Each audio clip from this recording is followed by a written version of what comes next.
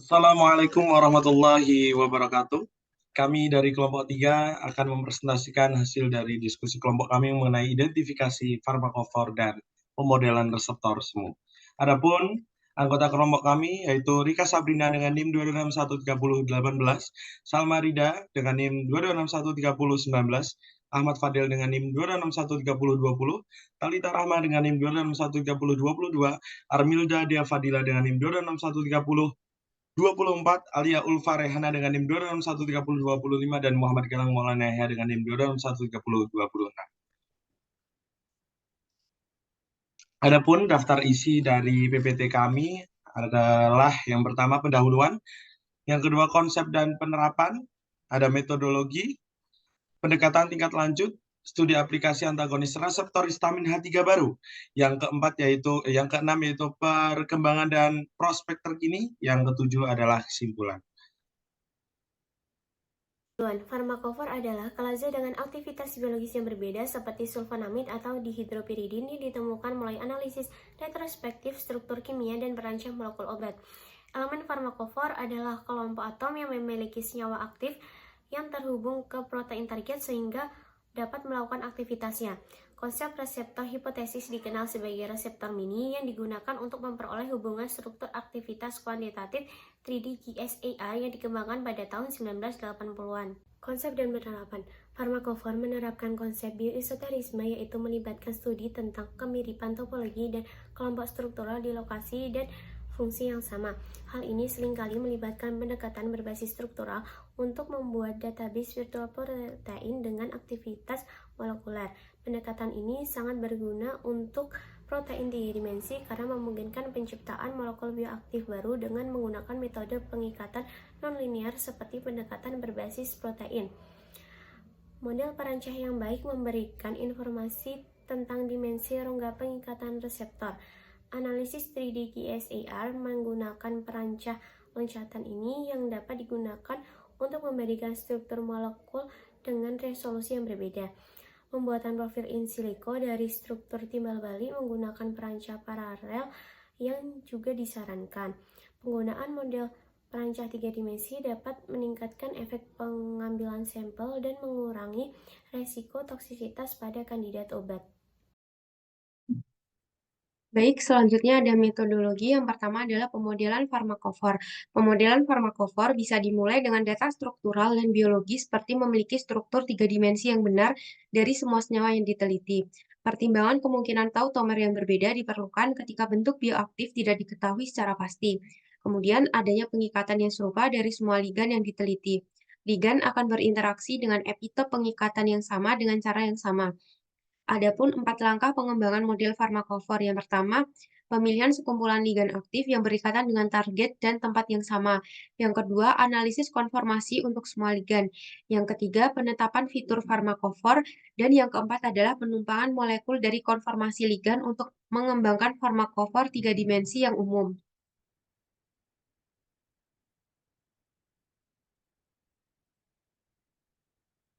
Selanjutnya adalah pembuatan farmakofor. Pembuatan farmakofor menggunakan analisis kualitatif dengan tujuan untuk mencari informasi unik dari semua congeners. Semua program yang dijalankan didasarkan pada meminimalkan kesalahan superposisi root mean square atau RMS antara konformasi ligan yang diteliti sambil mencoba meningkatkan kecocokan fitur farmakokinetik. Konformasi dapat dibedakan dengan prosedur superposisi. Penugasan fitur farmakofor dan pembuatan keselarasan ligan dilakukan secara otomatis oleh program pemodelan seperti Katalis, Disco, Galahad, Liganscode, Fase, dan Moe. Yang pertama ada analisis konformasi molekul ligan dan konformasi bioaktif. Perlu dilakukan konformasi agar mendapatkan ensemble konformasi berenergi rendah serta memasukkan konformasi bioaktifnya. Hal ini karena molekul bersifat fleksibel. Protein dapat diikat oleh ligan yang sesuai. Apabila ligan memiliki afinitas tinggi, maka konformasi bioaktifnya menguntungkan secara energi. Hubungan antara konformasi pengikatan yang berenergi tinggi dan hilangnya energi bebas dapat dituliskan sebagai delta G, yaitu min 2,303 R kali T log KI. Dengan demikian, senyawa yang berikatan dalam konformasi menyimpang 1,42 kilokalori mol pangkat 21 dari struktur global, afinitasnya akan berkurang 1 kali lipat.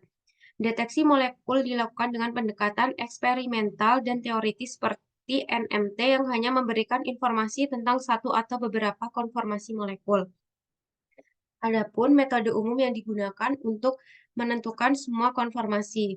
Yang pertama adalah pencarian sistematis, yaitu setiap ikatan akan diputar secara bertahap. Kelebihannya adalah pengambilan konformasi sangat baik, tetapi tidak praktis untuk komputasi.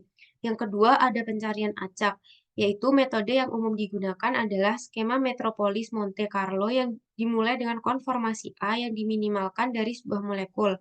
Kemudian yang ketiga ada simulasi anil atau simulasi dinamika molekuler atau MD, bertujuan untuk memproduksi perilaku gerak yang bergantung pada waktu dari suatu molekul. Pembentukan farmakofor yang kedua yaitu teknik superposisi farmakofor ligan. Teknik ini harus menghadapi fleksibilitas konformasi sehingga harus dilakukan identifikasi fitur kimia umum dan pencarian konformasi secara bersamaan. Maka akan dihasilkan konformasi awal yaitu rigid body alignment. Penyelarasan dilakukan dengan rigid body karena konformer hanya perlu dihitung satu kali dan dapat disimpan dalam database yang menghemat waktu komputasi. Selain itu, ada program elusidasi GASP untuk menggabungkan dan mutasi kromosom secara acak.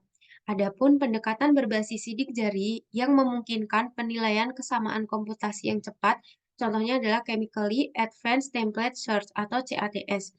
Namun tidak ada hamparan 3 dimensi nyata yang dihasilkan. Kemudian pendekatan akan bermasalah apabila toleransi titik farmakofor harus di-subsampling dan menghasilkan ketidakjelasan geometris. Algoritma digunakan untuk meminimalkan jarak antara titik dan sebagai batasan pada orientasi paralel, bidang, atau tumpang tindih titik proyeksi vektor. Maka dari segala sistem yang ada, penyelarasan kromofor yang lebih efisien dilakukan dengan ligand scout yang dimungkinkan memiliki akurasi tinggi secara geometris yang juga mensubsampling toleransi titik fitur kimia saat melakukan penyaringan virtual throughput tinggi. Ada penugasan elemen farmakofor. Penugasan fitur farmakoforik akan dijelaskan dengan menggunakan contoh antagonis reseptor histamin H3 yang ditujukan pada gambar. Mencantumkan fitur farmakoforik yang ditetapkan dalam struktur ligan dengan perbandingan dengan antagonis aktif lain yang diketahui. Atom nitrogen terprotonasi dari gugus pepridil dapat diterjemahkan ke dalam pusat bola dengan koordinat yang sesuai dengan lokasi atom nitrogen dan jari-jari yang mendefinisikan volume di sekitar atom. Jika sebuah molekul dibandingkan dengan model farmakofor ini dan atom nitrogen terprotonasi terletak di dalam bola, fitur farmakofor ini dikatakan cocok.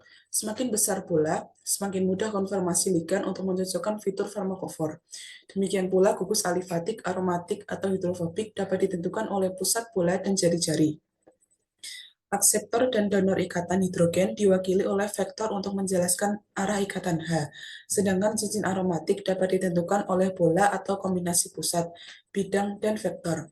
Ketika didefinisikan dengan cara ini, orientasi bidang aromatik sehubungan dengan sisa molekul juga dipertimbangkan.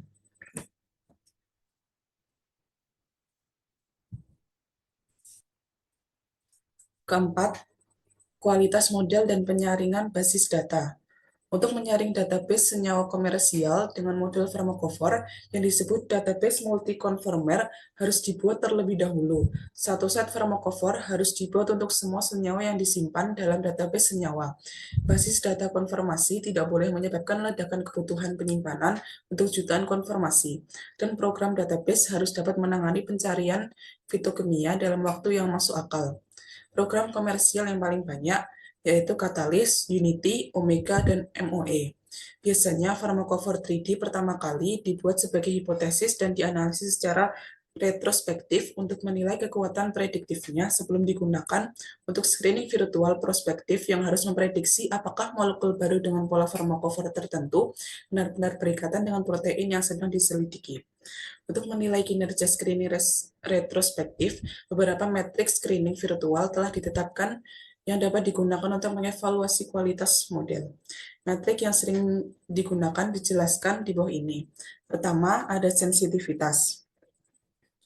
Sensitivitas atau SE menggambarkan rasio senyawa positif sejati atau TP yang diperoleh dalam kaitannya dengan semua senyawa aktif biologis dalam database yang merupakan jumlah TP dan jumlah negatif palsu atau FN. Nilai sensitivitas berkisar antara 0 hingga 1, di mana nilai 0 berarti pencarian tidak menghasilkan senyawa aktif apapun dalam database dan nilai 1 menunjukkan bahwa semua senyawa aktif dapat diambil. Kedua, ada spesifitas atau SP, menggambarkan porsi senyawa tidak aktif biologis yang ditolak negatif sejati, TN, dibagi dengan jumlah TN dan jumlah positif palsu atau FP. Spesifisitas berkisar antara 0 hingga 1, di mana nilai 0 berarti tidak ada senyawa tidak aktif yang dapat dikecualikan, dan nilai 1 menunjukkan bahwa tidak ada senyawa tidak aktif yang sesuai dengan hipotesis farmakofor. Lalu ada yield of activist atau YA, menetapkan jumlah true positif atau TP dalam kaitannya dengan ukuran hit list atau N. Terakhir, faktor pengayaan atau EF, yaitu mengukur yield of activist atau YA secara proporsional dengan fraksi aktif dalam database. Pendekatan tingkat laju. A. Farmakofor berbasis struktur. Pendekatan farmakofor berbasis struktur atau SPF adalah metode yang menjanjikan dalam desain obat, yang memanfaatkan informasi struktural dari kompleks protein ligan untuk meningkatkan akurasi dan efisien screening virtual. Metode ini ketika dikombinasikan dengan docking molekuler dapat meningkatkan keandalan dan akurasi screening. Contohnya, SPF telah berhasil digunakan dalam penapisan virtual untuk inhibitor tirosin kinasa APL, menghasilkan identifikasi molekul aktif baru. Oleh karena itu, SPF memiliki potensi besar dalam pengembangan obat, terutama dalam identifikasi molekul bioaktif baru. Seperti gambar di contoh plot ROC untuk penapisan farmakofor. Dalam penyaringan virtual, sekitar 60% molekul yang aktif secara biologis diidentifikasi oleh model, yaitu bagian dari daftar target virtual. Sementara, sekitar 85% senyawa yang tidak aktif dapat dikecualikan, yaitu bukan bagian dari daftar target virtual. Panah hitam mengilustrasikan akhir dari daftar target virtual. Ya, yang selanjutnya itu mengenai studi aplikasi antagonis reseptor histamin H3 baru. Yang pertama ada screening berbasis farmakofor. Memberikan gambaran informasi tentang proses pembuatan farmakofor dan penerapannya untuk mengembangkan senyawa bioaktif baru. Sebagai contoh yaitu antagonis reseptor histamin H3 manusia atau HH3R. H3R merupakan GPCR dengan struktur 3 dimensi yang tidak tepat. Reseptor H3 memodulasi pelepasan neurotransmitter di sistem saraf pusat dan perifer, yang merupakan target potensial terapi penyakit. Struktur aktivitas eksperimental untuk antagonis reseptor HH3R dapat diringkas dari hasil farmakologis, atom nitrogen yang dapat diprotonasi. Sistem aromatik yang dipisahkan oleh jarak tertentu merupakan antagonis reseptor HH3R yang kuat. Dan tabagus polar pada speaker dapat meningkatkan aktivitas antagonis. B yaitu mengenai proses penentuan farmakofor. Penentuan farmakofor ada beberapa tahap atau beberapa langkah. Untuk 3 model farmakofor dihasilkan individu antagonis berdasarkan antagonis ampuh 1, 2, dan 3. Konformasi bioaktif dari ligan disimpulkan dari analisis konformasi antagonis HH3R semikaku dan studi docking ekstensif pada model homologi HH3R. Setelah farmakofor mengambil antagonis, HH3R dapat digunakan dalam prosedur penyaringan subsekuen dari senyawa komersial. Volmer van der Waals, ligan 1 dimasukkan sebagai batasan tambahan ke dalam model farmakofor. Parameter default digunakan untuk definisi query. Yang selanjutnya itu volume terlarang atau bola hitam didefinisikan untuk menghitung fakta ligan yang meluas ke area tidak aktif walau menyerupai senyawa aktif lain. Untuk penerapan filter farmakofor untuk penyaringan Maybridge Database atau MBD dan World Drug Index atau WDI masing-masing menghasilkan 249 dan 299 hit. Oleh karena itu, 70% dari ligand H3R aktif dan moderat aktif dengan PKI 7 diambil farmakofor. Selanjutnya, model reseptor semu latar belakang. Kombinasi permodelan farmakofor dan desain berbasis struktur farmakofor ditemukan pada tahun 1980 dan disebut sebagai pseudoreceptor models atau reseptor mapping. Berdasarkan model farmakofor awal, reseptor hipotesis terdiri dari terbuatnya residu asam amino yang dikelilingi satu set ligand. Penempatan residu asam amino berdasarkan data eksperimental dengan menggunakan satu set dari 20 antagonis reseptor 5-HT yang dihasilkan berdasarkan 34 dari bakteri Bacteриодопsin. Hodge berhasil menetapkan teknik penempatan reseptor pada beberapa protein yang tidak memiliki struktur 3D. Selanjutnya B1, model reseptor semu YAG, Peargen, dan Flow.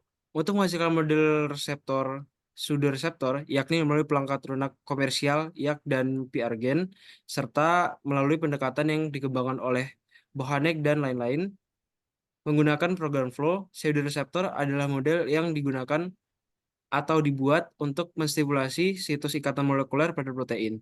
Metode yang digunakan adalah penempatan residu asam amino secara tepat dengan memperhitungkan interaksi khusus dengan ligand.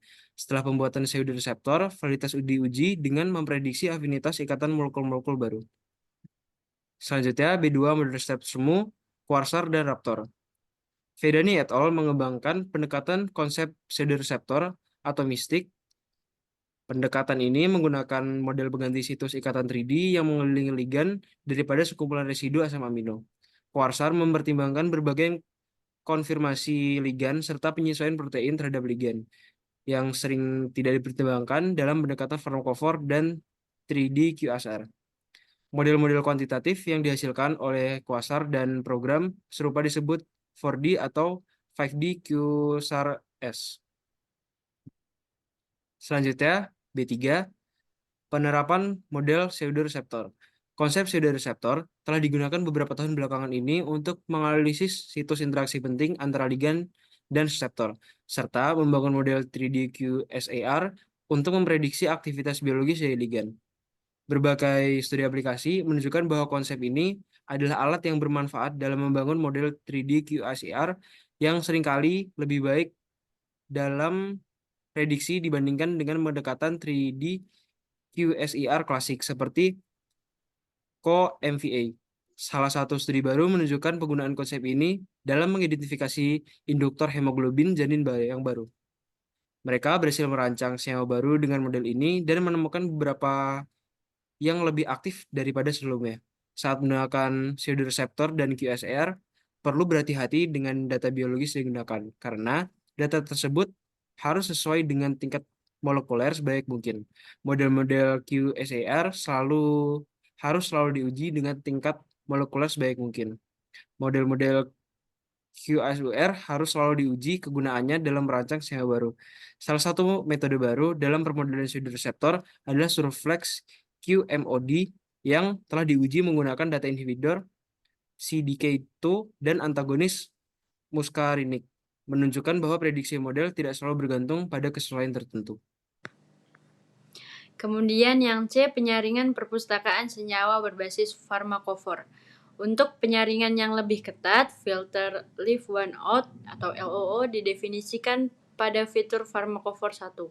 Model katalis LOO terdiri dari kombinasi 5 model farmakofor individu, masing-masing tidak memiliki satu fitur farmakofor yang ditentukan pada senyawa satu pada satu waktu, dengan pengecualian gugus trionisasi positif dan gugus pengatur jarak yang diperlukan dalam semua model. Dari kompleks dengan peringkat teratas, 7 senyawa MDB dipilih untuk pengujian eksperimental. Pemilihan ketujuh senyawa tersebut dipandu oleh analisis klaster untuk memilih senyawa yang paling beragam secara struktural di antara molekul-molekul peringkat teratas. Senyawa-senyawa menunjukkan afinitas untuk H3R dengan afinitas pengikatan mulai dari 79 nm hingga 6,3 UM.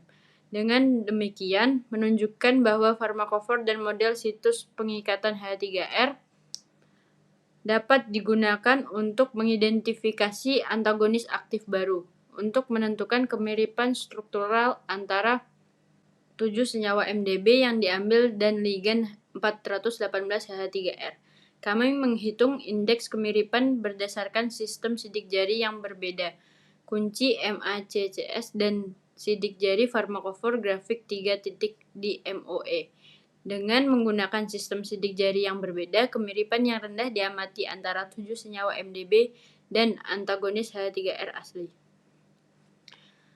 Kemudian, yang kelima, perkembangan dan prospek terkini. Farmakofor 3D telah berevolusi sebagai alat penting untuk menggambarkan interaksi protein ligan dan jumlah contoh yang berhasil memprediksi aktivitas biologis menggunakan metode farmakofor terus bertambah. Banyak area terapeutik yang tercakup, seperti penemuan obat antivirus, penemuan agen antibakteri baru, dan permodelan interaksi ligan, dan lain-lain. Secara teknis, semua pendekatan ini mengikuti urutan desain model yang cermat, prediksi, dan pemilihan senyawa yang ada dari pustaka dengan aktivitas biologis yang sebelumnya tidak diketahui, atau desain de novo untuk memenuhi persyaratan farmasi. Langkah krusial tetaplah desain model dan validasi retrospektif yang cermat sebelum melakukan screening virtual prospektif, yang diikuti dengan pembelian senyawa dan uji biologis. Jika pembuatan model dilakukan dengan hati-hati, hal ini dapat menghasilkan prediksi yang sukses dan rasionalisasi dan dari kemungkinan model pengikatan ligan. Aplikasi baru yang penting lainnya adalah screening paralel terhadap beberapa farmakofor untuk memprediksi efek multitarget seperti yang telah disebutkan sebelumnya. Perbandingan penyaringan farmakofor menunjukkan pengembangan algoritma untuk pemetaan senyawa atau farmakofor tetap menjadi tantangan. Kesimpulannya adalah, terlepas dari keberhasilan dan popularitas model penemuan obat berbasis protein baru, masih ada ruang untuk perbaikan untuk mencapai hal ini. Model-model baru harus didasarkan pada mekanika molekuler dan menghindari gangguan pada elektron, seperti efek polarisasi. Tantangan lainnya adalah interaksi protein ligan. Meskipun program pengembangan obat baru mungkin paralel dengan beberapa obat alternatif seperti katalis dan ligan, metode permodelan yang berbeda masih menjadi tantangan. Untuk beberapa situasi spesifik protein, para peneliti harus memilih mode permodelan yang berbeda dan karena obat yang berbeda. Dengan menggunakan strategi dasar struktural, program pengembangan obat baru telah dikembangkan dan berhasil diselesaikan selama beberapa tahun. Hal ini sebagian besar disebabkan oleh struktur protein ligan 3D yang merupakan fokus utama dari pendekatan ini. Para peneliti dapat menggunakan berbagai teknik dalam permodelan molekuler berbasis obat, 3D QSR, penelitian de novo, dan docking untuk studi obat di masa depan. Ya, cukup sekian dari kelompok kami. Kurang lebihnya mohon dimaafkan. Wabillahi taufik wal hidayah. Assalamualaikum warahmatullahi wabarakatuh.